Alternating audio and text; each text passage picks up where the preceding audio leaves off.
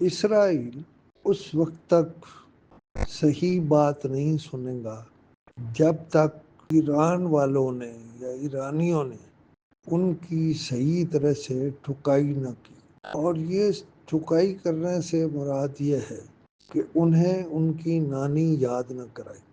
اسرائیل میری نظر میں امریکہ ہے اور امریکہ میری نظر میں اسرائیل ہے۔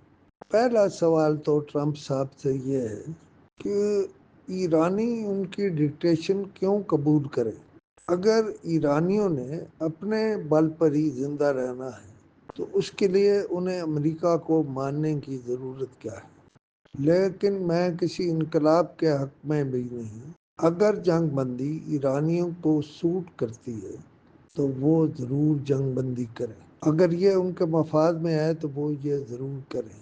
لیکن ایک بات ایرانیوں نے بہرحال کر دی ہے اور وہ یہ کہ انہوں نے اسرائیل کو تباہ کر کے اور اس کے پیرافرینڈیا کو تباہ کر کے پوری دنیا کو یہ یقین کرا دیا ہے کہ یہ ایرانی وہ نہیں ہیں جو جانوں کی پرواہ کریں گے، بلکہ ایرانی وہ ہیں جو اسرائیل کو اس کی اصل اہمیت یاد کرائیں گی، یعنی وہ اہم ہیں یا نہیں ہیں۔ تقریباً یہ بھی طے ہو گیا ہے کہ امریکہ کے مقابلے میں ایک نیا بلاک بنے گا۔ اس بلاک کی غالباً سربراہی چین کے پاس ہوگی اور روس جنہیں ابھی امریکہ نے یوکرین میں پھنسا رکھا ہے وہ بالآخر اس نئے بلاک میں جائے گا اور ایران اس نئے بلاک کا ایک اہم رکن ہوگا۔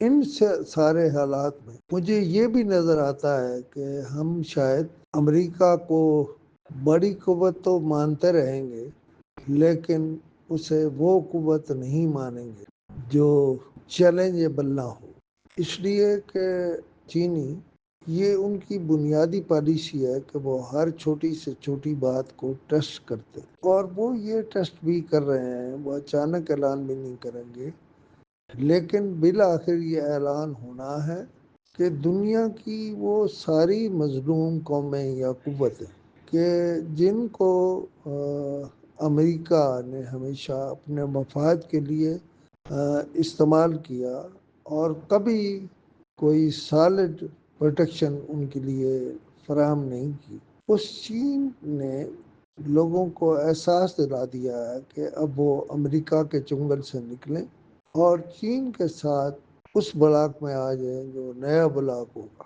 اور اس میں روس اور امریکہ روس اور چین دو بڑی نئی قوتیں ہوں گی، لیکن اگر ایران اس جنگ سے نکل آئے گا تو وہ بھی ایک بڑی قوت کے طور پر ابھرے گا اور پاکستان کی حیثیت بھی بہت اہم ہوگی۔ آج کے لیے اتنا، پھر کسی وقت بات کروں گا اور میرا نمبر ہے 0333511769 اور جو کہ میں نے شروع میں اپنا نام نہیں بولا اس لیے وہ بھی بولے دیتا ہوں کہ خوشنود علی خان۔